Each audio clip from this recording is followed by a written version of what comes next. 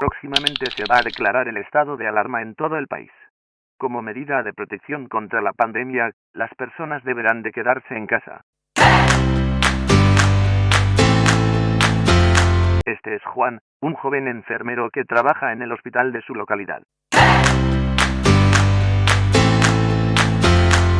Normalmente usa el transporte público para ir a trabajar, pero estas no son circunstancias normales.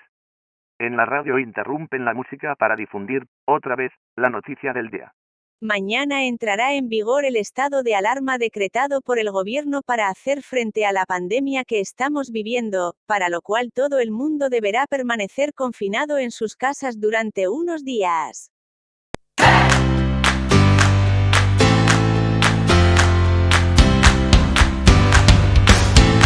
El coche anda muy despacito por la avenida. Cuando pasa por delante de un albergue especial. Es para personas sin hogar.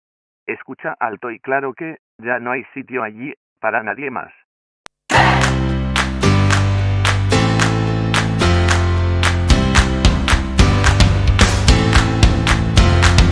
Juan llega al trabajo pero no puede dejar de pensar en lo que ha visto en el albergue.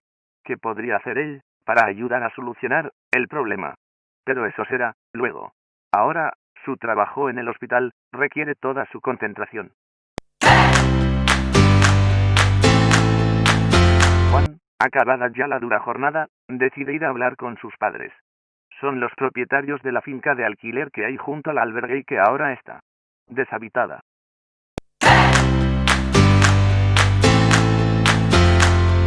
Por supuesto que sí, hijo.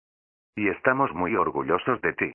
Con la aprobación de su familia, Juan comunica a la dirección del albergue la disponibilidad provisional de esas viviendas para poder acoger a las personas que no quepan en el albergue.